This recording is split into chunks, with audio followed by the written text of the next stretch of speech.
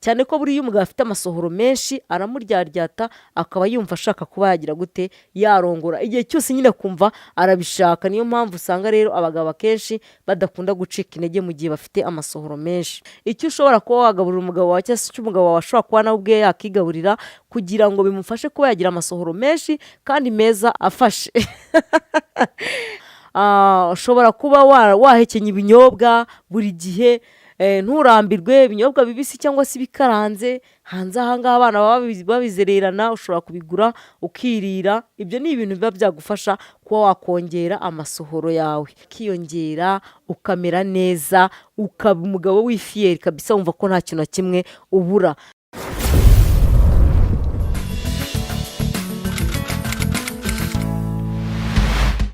Hello guys, nongeye kubasuhuza cyane kandi mbifuriza amahoro y'Imana. Nizere ko mumeze neza ahantu hose muherereye, ndabizi mudukurikiye muri benshi. Umva murabizi turabakunda byatare. Mana we muri hano ku mutima. Uyu munsi nonaha rero nk'uko mubizi dusanzwe tubigisha inyigisho nziza kandi ni ukuri nshimira abantu bakomeje kugaragaza ko bafashwa. Mo murafashwa muri benshi. Burya rero biba byiza iyo wigisha umuntu akaba yabasha gufata, burya nta kiza nkabyo. Uba wumva mbese ufite umunezero, umunyenga, reka sinakubwira. Uyu munsi nonaha rero tugiye kubigisha iyi nyigisho igira gutya. Indyo ushobora kuba warya zikaba zagufasha we mugabo utagira amasohoro.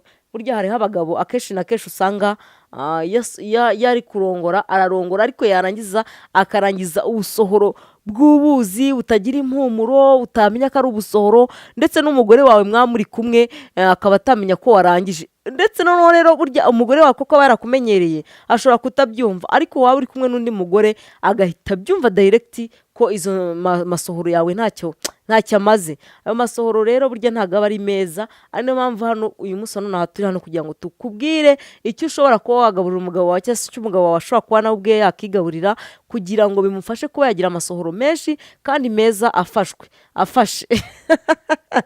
Mwihangane mba navuze menshi nyine narangiza nkanajijishwa, mujye mwihangana. No kuvuga ngo rero umugabo ushobora kumugaburira agatoki koroheje kandi karimo utudodo. Burya kari agatoki karafasha. Hariho ibintu abantu bajya bavuga ngo ni indyo zisanzwe, ariko burya hari indyo iba ifite impamvu ihari. Ikindi buriya kandi mujye mugerageza kubaha ubunyobwa, mubatekera ibinyobwa, ibivuge by'ibinyobwa. Hari uburyo umuntu ashigisha ikinyobwa kirimo umunyu gusa, ni wenda n'ibitunguru n'inyanya byo nta kibazo, ariko ukirinda gushyiramo ibyo bivuta n'ibiki, kereka wenda ukoresheje kiriya kivuta cy'igihwagari, ariko andi amavuta yandi asanzwe ukaba wayirinda, ntacyo byaba bigutwaye. Hanyuma noneho akabihuta mbese akamera nk'umuntu uri kujya gute, nk'umuntu uri kunywa igikoma, hanyuma akabihuta. Hari ikindi kintu abagabo mushobora kuba mwakifasha.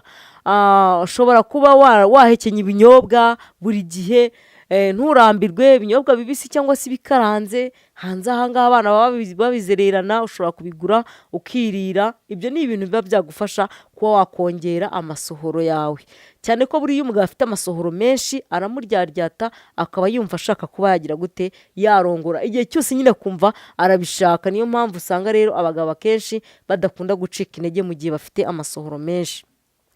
Ikindi kandi buriya madamu wawe niba agiye guhaha, cyangwa se madamu nawe niba uri kunyumva, niba ugiye guhaha gerageza uburyo ki bwose bushoboka ugende ujyane akaboro nyine uri buhahiremo. Hanyuma noneho ugire ute, ugure umwumbati. Nushaka ntugure ikiro cyangwa iki, ugure umwumbati w'ijana, ugende kuri butike ubabwira ati muhe umwumbati w'ijana wo kwihekenyera, bawuguhe uzutonerere umugabo wawe uhekenye. Biriya bintu biramufasha cyane, ni ukuri rwose pe.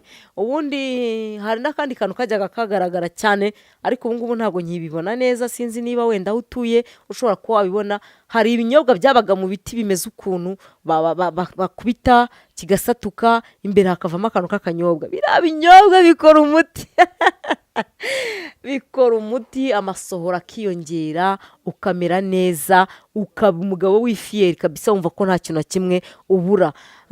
Buriya nanone hari ikindi kintu wenda mudashobora kuba mwakirengagiza. Ubuki ubuki ni bwiza buriya mu mubiri w'umuntu kuko bituma amasohoro ajya aza arekuye ameze nk'utuzi, aragenda afata hanyuma noneho ukaba wagira gute, ukaba warekura amasohoro meza afashe kandi ahumura nyine nk'amasohoro, hapana nk'amasohoro umuntu arangiza ukagira ngo ni nk'amazi bakumenyeho kandi abagabo barahari, kandi akenshi na kenshi iyo ufite ayo masohoro ameze gutyo burya nta nubwo imbuto ishobora kuguturuka ishobora kuba nziza neza, kuko hari icyo uba uri kubura muri wowe, ari nayo mpamvu iyo vitamine uba uri kubura uba ugomba kuyihata kugira ngo ubone gutera inda nyine. Ntabwo mubyumva se ariko mujye muba abantu bakuru, niba mvuze ikintu mukazajya mushaka gutuma mbisesengura nyine, niba imbuto itakuva hano nziza ubwo se urumva nyine ikindi kintu umugabo ahinga ni ikihe se mujye mugerageza mukore ibintu byiza kandi biciye mu mucyo, mugerageze kuba mwarya ibyo biryo, kandi ni ibiryo duhura nabyo kenshi na kenshi, ariko hari igihe utabyitayeho ukavuga tapu ni birenze bihari, ariko nyaboneka ni uko utari uzi icyo bikumariye cyangwa se ibyo cyakumarira. ari niyo mpamvu tubabwira ngo mugerageze kuba mwabikoresha, hanyuma bizabafasha kuba hari byinshi mwebwe mwagenda mugira gute, mwunguka mu buzima bwanyu, mubona ko hari igihinduka mu buzima bwanyu. Kandi nimujya mugira icyo kibahindukamo mujye mugerageza mubitubwire, kuko nicyo tubereyeho hano. Kandi iyo tubwiye ngo ngiye mwangisha isomo iri n'iri riramfasha, bituma natwe tugira avantage yo kuba twagira gute, twabigisha. Hanyuma rero ntukibagirwe gukora subscribe cyangwa se usharingira bagenzi bawe, kuko buriya hari n'igihe umuntu aba atazi izi nyigisho zacu, ariko wazimuha ugasanga nawe abashije kuba yakiyubakira urugo rwiwe neza.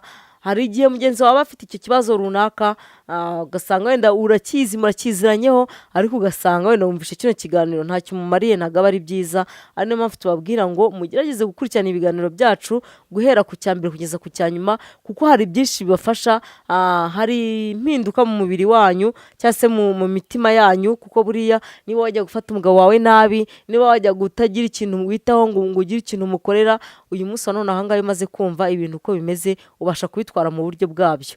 Rero murabizi twatuma tubigisha uburyo ki umuntu ashobora kuba yarya imbuto cyangwa se akarya ibyo biribwa twababwiye, kugira ngo bigire gute, bimufashe kuba yakongera amasohoro yiwe, kandi agafata akamera neza, akongera akagira impumuro nziza. Murakoze rero, ndabakunda, murabizi ntabwo ari ibintu nzajya ndinda gusubiramo cyane. Imana ibarinde, bye.